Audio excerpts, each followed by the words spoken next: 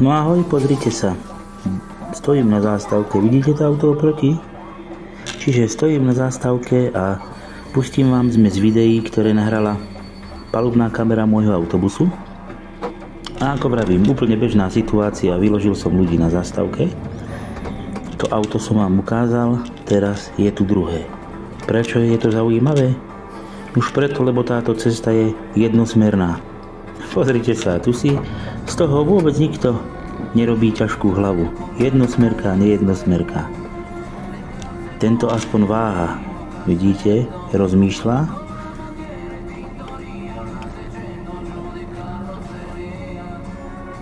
Poďme. Áno. Tam máš zákaz. Pochopil. Auto má rakúske čísla. Nuž tak teda zistili, že asi nejazdia správne, tak cúvajú. Teraz pozrite sa, pribrzdia, zastanú, pozrú sa na značku, ktorú som im ukázal. Pochopili, usmiali sa, ospravedlnili a odchod preč. Ale toto nepochopíte, pozrite sa. Jednosmerka. Chlapíkovi ukazujete, že je tu jednosmerka, tak začne cúvať. Reku, dobre, tiež to pochopil. Asi to není úplný pablb. No ale pozrite sa, čo teraz urobí. Čo chýbalo a odrazí mi nárazník. To skutočne nepochopíte. To je nie normálne, ako sa dnes jazdí, hej? A však toto nie sú žiadne hraničné situácie, že by sa niečo malo vážne stať, ale aj tak. A toto vám poviem. Všimnite si ho. Zastal. Teraz bliká, že rob niečo, čo mi zavadziaš. Teraz príde ku mne. Pozrite sa, čo má chlap oblečené. Vidíte to? Takže je to asi stripter vracajúci sa zo služby, lebo si neviem predstaviť, že by príslušník ozbrojených síl bol taký hlupák a jazdil cieľene do protismeru. Tu pozrite sa, ďalší chlapík.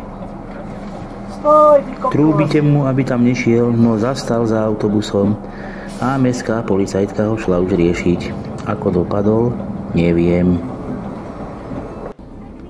Tak, toto je tá istá jednosmerná cesta, práve do nej vchádza auto do protismeru, videli ste, lebo to je z opačného pohľadu.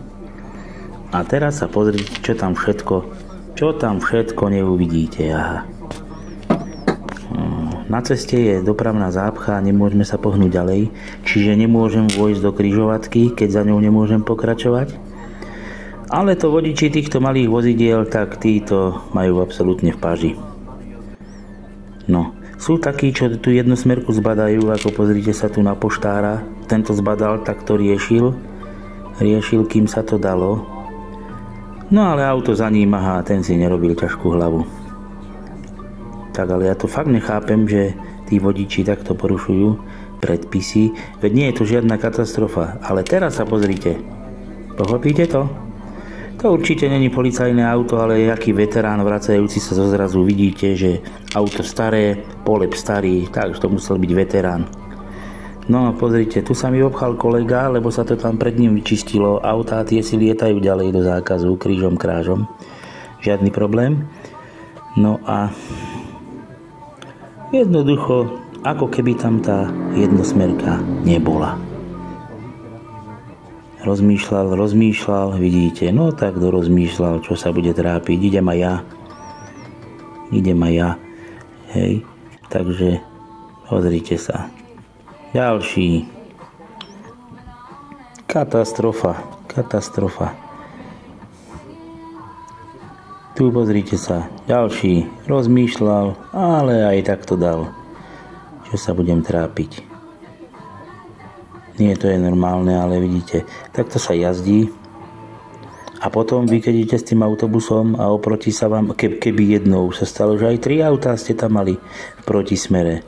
Tuto tento tiež rozmýšľal, pik, a v nohy pokračujem, čo by som sa trápil. Ako vravím, niektorí to zbadali, tak to riešili, niektorí to majú na háku. Teraz sa pozrite, tuto, aha, malý pikolík na bicykli máva. Stáva sa nám to často a nikdy nezabudnem odmávať. Tu pozrite sa, baba. Mala dať prednosť, zaváhala, ale potom sa tvárila, že nevidí nielen mňa, ale ani autobus. A poďme, šmik. Preletela okolo. A tu zase ďalší pikolík, zase mávame. Ahoj, ahoj. Tu je iná situácia. Vystupujú ľudia na zástavke. A pozrite sa, autobus má samozrejme v obci prednosť. Protiidúce auto musel strhnúť volant, ja som musel zabrzdiť, aby sa tam fapka vošla. Skrátka, oči treba mať všade, treba mať aj šťastie. Tu pozrite sa, baba za volantom. No čo, pôjde ďalej, nepôjde ďalej? To naozaj neviete, či pôjde ďalej. Tu sa pozrite na tohto exota na bicykli. Pozrite sa, čo vystrája.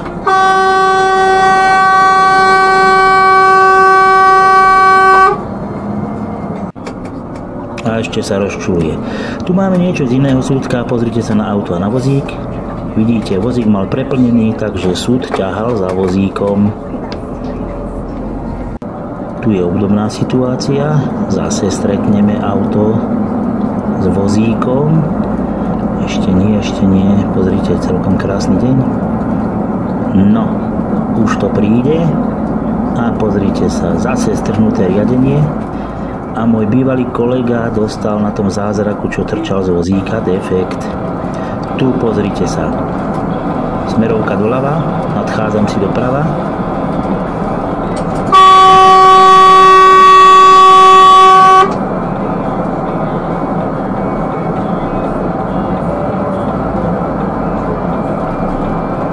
Ale poriadne zájem. On jednoducho obiehal autobus. Pretože sa ponáhla do Poľska. Musíte dávať naozaj pozor na všetky strany. A zase to len opakujem, mať šťastie, ako aj v tomto prípade. Pozrite sa. No čo chýbalo? Nech je autobus o 2 sekundy kratší, či kratší. Rýchlejší. Tak. Nehoda je na svete. Všimli ste si, kadiaľ pustil po tomto Suzuki šofér?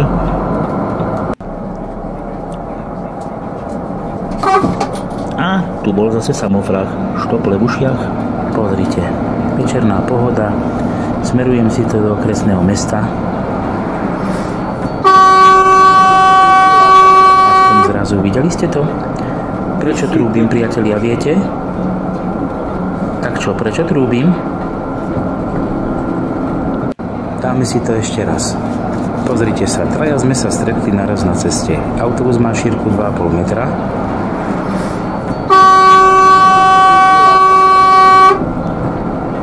Auto 1,80 m, druhé tiež 1,80 m. No ako sme sa mi tam vošli, povedzte. Vezmite si, že jazdný pruh je široký 3 metre, druhý tiež 3 metre a my sme sa tam všetci traja naraz museli vojsť. Na videu to nevidno, ale ja som musel strhnúť riadenie doprava, aby sme sa obišli. Takže takto sa dnes jazdí. Nepochopím toho vodiča. Nemá rozhľad, po tme a predbieha. Priatelia, to by bolo všetko. Autobusom zdar, majte sa pekne. Čauko!